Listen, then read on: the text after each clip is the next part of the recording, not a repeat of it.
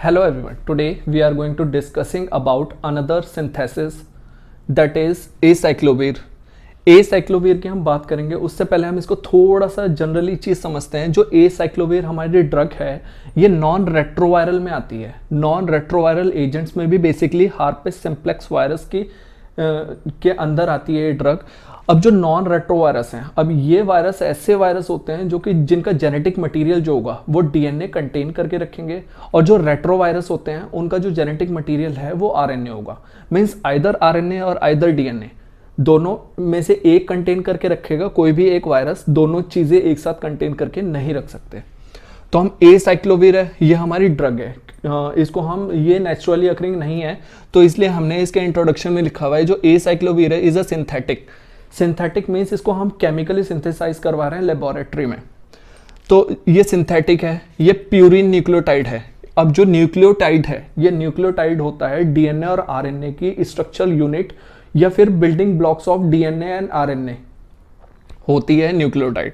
Means इसमें दो चीज़ें आती हैं, प्यूरिन एंड पायरिमिडीन्स। प्यूरिन में एडेनिन ग्वानिन आता है और पायरिमिडीन्स में थायमिन, साइटोसिन और यूरेसिल, ये चीज़ें आती हैं। ये सब चीज़ें मिला के कंप्लीट होता है या तो आपका डीएनए या फिर आरएनए।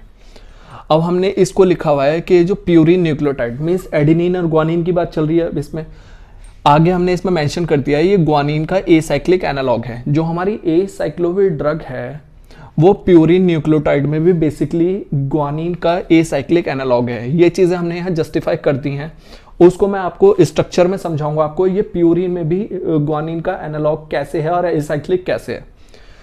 ये जो ड्रग है हमारी एसाइक्लोविर, ये वेरी सिलेक्टिव एंटीवायरल ड्रग है। वेरी सिलेक्टिव क्यों कह रहे हैं? क्योंकि ये उन सेल्स को ही अफेक्ट करेगी जाके जिनमें वायरल ने इन्फेक्शन कॉज कर दिया है। मीन्स जो वायरल इन्फेक्टेड सेल्स हैं उनमें ही जाके ये अपना इफेक्ट शो करेगी। अदरवाइज जो हमारी फ्रेश सेल्स हैं जिनको अभी वायरस ने टच तक नहीं किया है, मीन्स जिनको इन्फेक्ट नहीं किया है, उनको इफेक्ट नहीं करेगी। तो ये चीज़ हमने इसमें मेंशन की है कि not affect uninfected host cells. अब इसका मैकेनिज्म की बात करेंगे। मैकेनिज्म में बेसिकली जो हमारी एसाइक्लोविर है ये इनएक्टिव फॉर्म में होगी ड्रग, तो इसको 3 फॉस्फोराइलेशन के स्टेप चाहिए जिससे जाके ये एक्टिव फॉर्म में कन्वर्ट होगी और अपना इफेक्ट जो है शो करेगी। तो ये जो फॉस्फोराइलेशन होगा मीन्स ये हमने ड्रग ली, जाने के बाद ये हिपेटोसाइट्स में जाके इसका डीएसिटाइलेशन होता है। डीएसिटाइलेशन होने के बाद ये आगे जाके जो साइकिल होती है साइटोक्रोम P450 उसके फॉस्फोराइलेट होकर ये एक्टिव फॉर्म में कन्वर्ट होगी। तो बेसिकली हमें इसके बारे में थोड़ा सा ये चीज़ देखनी है कि जो फॉस्फोराइलेशन हो रहा है, 3 जो फॉस्फोराइलेशन होंगे ये किन किन की प्रेजेंस में होंगे और आगे जाके एक्टिव फॉर्म में कन्वर्ट होगी तो ये क्या इफेक्ट शो करेगी। आप बस अपना ये चीज़ ध्यान रखें कि जो एसाइक्लोविर है हमने नॉन रेट्रोवायरल में कैटेगरी के अंदर आ रही है ड्रग, और नॉन रेट्रोवायरस क्या होता है? जिनका जेनेटिक मटीरियल जो है डीएनए होता है। अंडरस्टूड? उसके बाद हम एसाइक्लोविर की बात करेंगे। हमने बात करी है अभी एसाइक्लोविर जो है इनएक्टिव फॉर्म में है, मीन्स इनएक्टिवेटेड ड्रग है। तो ये जब एक्टिवेटेड होगी 3 फॉस्फोराइलेशन होंगे इसके। तो पहला जो फॉस्फोराइलेशन होगा मीन्स एसाइक्लोविर मोनोफॉस्फेट में जब ये चेंज होगी, तो एसाइक्लोविर मोनोफॉस्फेट में चेंज होने के लिए इसको वायरस का एंजाइम चाहिए होगा, मीन्स जो कि वायरस स्पेसिफाइड एंजाइम है जिसका नाम होगा थायमिडीन काइनेज। अब इस थायमिडीन काइनेज की प्रेजेंस में ये एसाइक्लोविर मोनोफॉस्फेट में चेंज होगी। वायरस सेल का काम यहाँ पर खत्म। नेक्स्ट है अब होस्ट सेल का काम शुरू होगा, मीन्स जो होस्ट सेल के एंजाइम्स हैं उसके थ्रू ये फॉस्फोराइलेट होगी। तो ये अब क्या होगा? नेक्स्ट फॉस्फोराइलेशन इसका डाईफॉस्फेट और ट्राईफॉस्फेट में चेंज होगी एसाइक्लोविर। तो उसके लिए यूज होगा होस्ट सेल का एंजाइम जो कि काइनेज है। अब ये डाई एंड ट्राईफॉस्फेट में चेंज हो गई। ये जो ट्राईफॉस्फेट वाली कंडीशन है इसकी एसाइक्लोविर ट्राईफॉस्फेट, ये इसकी एक्टिव फॉर्म है। अब ये एक्टिव फॉर्म में कन्वर्ट हो गई, मीन्स हमारी जो मिसाइल है वो एक्टिव हो गई। अब उसको जाके अपना जो टारगेट है उस पर जाके अटैक करेगी। ऐसी ये ड्रग है हमारी एक्टिव हो गई, अब ये टारगेट पे जाके अपना इफेक्ट शो करेगी। ट्राईफॉस्फेट में चेंज होने के बाद ये बेसिकली क्या करेगी? मैंने आपको ये बताया था नॉन रेट्रोवायरस ड्रग, जो नॉन रेट्रोवायरल एजेंट्स हैं या नॉन रेट्रोवायरल हैं जो वो डीएनए कंटेन कर रखेंगे जेनेटिक मटेरियल। तो बेसिकली एसाइक्लोविर भी जाके डीएनए को इंटरप्ट करवाएगी। अब डीएनए को किस टाइप से इंटरप्ट करवाएगी? ये इनकॉर्पोरेट हो जाएगी, मीन्स जुड़ जाएगी वायरल डीएनए के साथ, और उसकी जो चेन बन रही होगी जो चेन इलोंगेट हो रही होगी, ये डीएनए की चेन जो इलोंगेट हो रही होगी उसको ये बीच से टर्मिनेट करवा देगी। तो पहला तो ये हुआ कि जो वायरस है उसका डीएनए प्रॉपर नहीं बन पाएगा। दूसरे में होगा कॉम्पिटिटिव इनहिबिशन करेगी डीएनए पॉलीमरेज का। ऑल एंड ऑल ये जो ड्रग है हमारी एसाइक्लोविर, ये डीएनए की सिंथेसिस, डीएनए के बनने को जो है इंटरप्ट करवा रही है। तो बेसिकली ये डीएनए को ही डैमेज कर रही है, या जो है डीएनए के साथ जो है उसकी चेन को टर्मिनेट करवा रही है। तो इसका बेसिक काम या बेसिक मैकेनिज्म इसका यही होगा।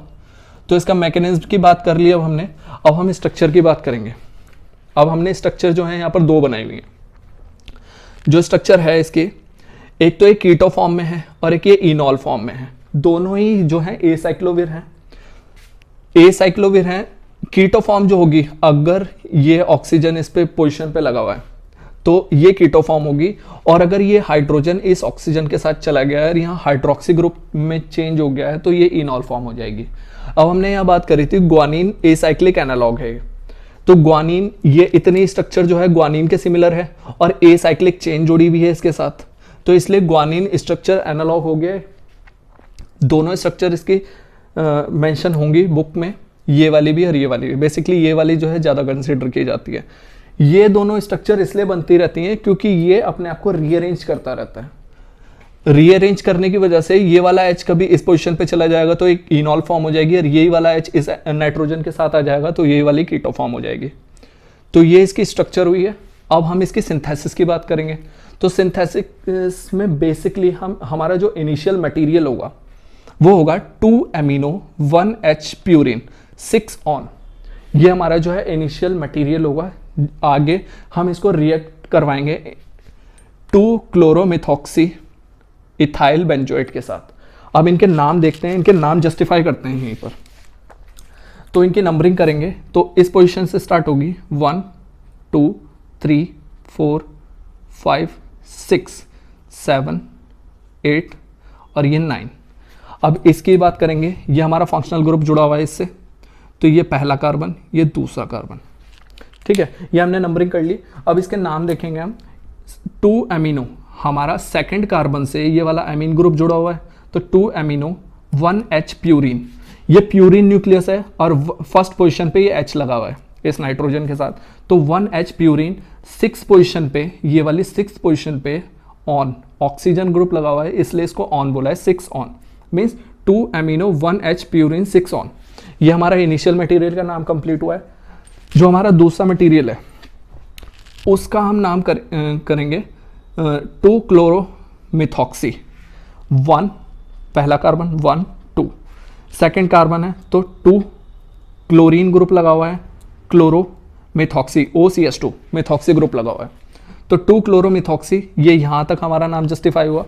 उसके बाद इथाइल, ये meth ethyl benzene C6H5 benzo O8 group लगा हुआ है तो बेंजोएट, 2 क्लोरोमिथॉक्सी इथाइल बेंजोएट ये हमारे हैं।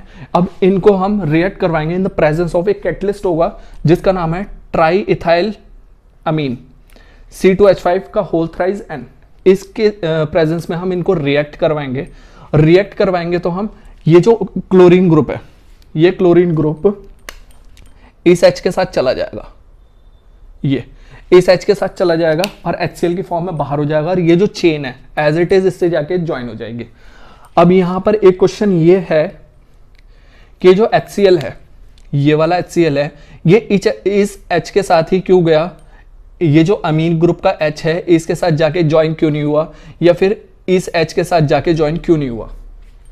तो ये जो चेन है, इसका जो क्लोरीन है, ये जाके ज्वाइन किसी भी H के साथ हो सकता है, बट हम ये और किसी उसके साथ H के साथ ज्वाइन ना हो, मीन्स और किसी H के साथ जो है HCl बाहर ना निकल जाए और चेन जाके वहां ज्वाइन ना हो जाए, उसके लिए हम सिर्फ और सिर्फ इतना करेंगे कि हेक्सामिथाइल डाइसिलाजीन, इससे हम रिएक्ट करवाएंगे, और रिएक्ट करवाने के बाद ये इन साइट्स को ब्लॉक कर देगा, ये अमीन को, और ये यहाँ पर हाइड्रोक्सी इन साइट्स को ब्लॉक कर देगा, और सिर्फ एक साइट अवेलेबल रहेगी इसके लिए जो कि ये वाली H है। तो ये Cl इस H के साथ बाहर हो जाएगा और ये वाली चैन एज इट इज इसके साथ जुड़ जाएगी। तो ये हमारी रिंग कंप्लीट ऐसी बनी। उसके बाद यहाँ से Cl निकल गया और ये H निकल गया, तो HCl बाहर हो गया हमारा। तो यहाँ पर CH2, ये CH2O, CH2O, C double bond O, C6H5, ये हमारा एसाइक्लोवीर कंप्लीट हो गया है, सिंथेसाइज हो चुकी है। एक स्टेप की रिएक्शन है, बहुत सिंपल रिएक्शन है। उसके बाद हमने सिंथेसाइज किया। अब हम इसके यूजेस की बात करेंगे। तो यूजेस जो होंगे इसके, एसाइक्लोवीर जो है डीएनए कंटेनिंग वायरसेस को जो है डीएनए को इनहिबिट कर रहा था। तो अब इसमें यूजेस है इसका, हार्पिस सिम्प्लेक्स वायरस की फैमिली में यूज़ होगा इसका बहुत ज़्यादा, हार्पिस सिम्प्लेक्स वायरस की फैमिली में और वेरिसेला जोस्टर वायरस में जो है, इससे जो कॉज कर रहे हैं ये वेरिसेला जोस्टर वायरस जो है वो शिंगल्स और चिकन पॉक्स जो है कॉज कर देगा, तो उसमें ये यूज़ की जाएगी। और हार्पिस simplex virus first and हार्पिस simplex virus second, इनके केस में जो है ये वाली ड्रग यूज़ की जाएगी। अब यहाँ पर जो है वेरिसेला जोस्टर वायरस है और हार्पिस सिम्प्लेक्स वायरस है, ये जो ड्रग होगी हमारी ये 10 टाइम्स मोर पोटेंट होगी देन वेरिसेला जोस्टर वायरस के। मीन्स हार्पिस सिम्प्लेक्स वायरस में ये वाली ड्रग मोर पोटेंट होगी in comparison to varicella zoster virus के। अदर यूजेस देखेंगे हम इसके, तो उसमें ऑरल एसाइक्लोविर जो है उसके मल्टीपल यूजेस हैं। जो हमारी जेनाइटल पार्ट में हार्पिस की वजह से जो भी इन्फेक्शन होगा उसकी जो इनिशियल स्टेज होगी उसके में इसको ऑरली हम दे सकते हैं उसको क्योर करने के लिए, उसको थोड़ा सा कंट्रोल में लाने के लिए। तो उसमें जो है एसाइक्लोविर ड्रग है इनिशियल स्टेज में चल जाती है। उसके बाद है इसकी in vitro activity, means in vitro और इन वीवो दो वर्ड आते हैं। इन वीवो का मीन्स इनसाइड द बॉडी और इन विट्रो का मीन्स आउटसाइड द बॉडी। अब हम यहाँ बेसिकली बात कर रहे हैं in vitro activity against. In vitro का मीन्स है हम बाहर देख रहे हैं इसकी जो एसाइक्लोविर हमारी ड्रग है उसकी एक्टिविटी देख रहे हैं अगेंस्ट, कुछ डिजीज के अगेंस्ट देख रहे हैं, बट वो बाहर होंगी, मीन्स टेस्ट ट्यूब में होंगी, जो हमारी डिश होंगी उसमें हो सकती हैं, तो उसमें देख रहे हैं हम। तो इसकी जो एक्टिविटी होगी वीकर होगी और किन के अगेंस्ट होगी, वो है इन्फेक्शियस मोनोन्यूक्लियोसिस, साइटोमेगालोवायरस और HSV6, इनके अगेंस्ट होगी, वीकर होगी। अब ये जो इन्फेक्शियस मोनोन्यूक्लियोसिस है ये किसिंग डिजीज है और इसके लिए जो रिस्पॉन्सिबल वायरस होगा वो होगा एपिस्टिन वार वायरस, इसके थ्रू जो है ये फैलती है। साइटोमेगालो वायरस भी बेसिकली जो है सलाइवा के थ्रू फैलती है और ये इन्फेक्शियस मोनोन्यूक्लियोसिस भी बेसिकली सलाइवा के थ्रू फैलती है। तो इन विट्रो एक्टिविटी अगेंस्ट थी, इनके वीकर थी। ये तो होगा इसके यूजेस। अब इसके हम एडवर्स इफेक्ट की बात करेंगे। तो एडवर्स इफेक्ट में क्या होगा, सबसे पहले हम टॉपिकली फिर ऑरली लेंगे, फिर उसके बाद इंट्रावेनस लेंगे। तो टॉपिकली की बात करेंगे तो जिस जगह लीजन्स प्रोड्यूस हो रखे होंगे ईच एप्लीकेशन में, एसाइक्लोविर के ईच एप्लीकेशन में आपको सेंसेशन होगा, मीन्स स्टिंगिंग हो सकता है, वहां पर ऐसा लगेगा आपको कोई चीज़ डंक मार रही है या कोई चीज़ चुभ रही है, इस टाइप का सेंसेशन होगा, या फिर आपको जलन हो सकती है, वहां बर्निंग सेंसेशन फील हो सकता है। तो ये टॉपिकली की बात थी। अब ऑरली में बात करेंगे। ऑरली में ये जो ड्रग है हमारी ये वेल टॉलरेटेड है, बहुत ज़्यादा टॉलरेटेड है, बट कुछ सेंसिटिव पेशेंट्स होंगे या कुछ सेंसिटिव जो है जिनमें ये कुछ साइड इफेक्ट्स कॉज कर सकती है। ज़्यादा हायर साइड इफेक्ट नहीं है, माइनर से साइड इफेक्ट हैं, जैसे कि हेडेक हो सकता है या वॉमिटिंग आने का फील हो सकता है, मीन्स नॉजिया हो सकती है, या कुछ सीएनएस सेंट्रल नर्वस सिस्टम के कुछ इफेक्ट्स शो हो सकते हैं। अब आते हैं इसमें इंट्रावीनस। इंट्रावीनस जब हम इसको देंगे एसाइक्लोविर को, तो फ्यू पेशेंट्स में, कुछ पेशेंट्स में जो है, सब पेशेंट्स में नहीं, मतलब 100 पेशेंट्स को अगर ये एसाइक्लोविर ड्रग दी जा रही है तो 100 के 100 पेशेंट्स में नहीं, बट कुछ 2%, 3% या 4% पेशेंट्स में देखा गया है कि उसमें रैशेज हो सकते हैं, वो स्वेटिंग ज़्यादा हो सकती है, उनमें एमेसिस वॉमिटिंग हो सकती है ज़्यादा, या फिर उनका जो बीपी है वो डाउन हो सकता है, मीन्स फॉल इन बीपी। अब dose dependent, means dose dependent का मीन्स होता है कि डोज हाई कर दी या लो कर दी। हाई करने पे क्या होगा, ये डिक्रीज कर देगा GFR। अब ये किन पेशेंट्स में करेगा, ये उन पेशेंट्स में करेगा जिनको जिनकी हिस्ट्री में कोई उनको जो किडनी से रिलेटेड कोई प्रॉब्लम थी, या तो उनकी जो किडनी प्रॉपर काम नहीं कर पा रही है, तो उनके केस में ये डिक्रीज कर देगा उनका ग्लोमेरुलर फिल्ट्रेशन रेट। अब वो डिक्रीज कर देगा तो प्रॉपर जो है ड्रग हमारी एक्सक्रीट आउट नहीं हो पाएगी यूरिन के थ्रू, तो ये वहाँ पर नेफ्रोटॉक्सिसिटी कॉज कर सकती है। अब रिवर्सिबल न्यूरोलॉजिकल मैनिफेस्टेशन ये भी कॉज कर सकता है, न्यूरोलॉजिकल मैनिफेस्टेशंस भी कॉज कर सकता है। पहली बात तो हमने यहाँ पर लिखा है रिवर्सिबल। रिवर्सिबल मीन्स ये डोज डिपेंडेंट होगी, हाई डोज में होंगे ये वाले साइड इफेक्ट हाई डोज में होंगे, मीन्स हाई डोज जब तक दे रहे हैं हम पेशेंट को तब तक ये वाले सिम्टम्स शो कर सकता है, ये वाले जो एडवर्स इफेक्ट है शो कर सकता है। उसके बाद जब हम इसकी डोज कट कर देंगे या इस मेडिकेशन को देना बंद कर देंगे, डिसकंटिन्यू कर देंगे, तो उसके बाद ये जितने भी साइड इफेक्ट थे इसके न्यूरोलॉजिकल, ये अपने आप ही वापस से नॉर्मल हो जाएंगे। तो न्यूरोलॉजिकल मैनिफेस्टेशन इसके ऐसे थे कि ट्रिमर्स हो सकता है इसमें, मीन्स आपकी बॉडी में एकदम से सिरहन दौड़ सकती है, कभी भी एकदम से सिरहन दौड़ेगी, आपको अजीब सा लगेगा, फील होगा।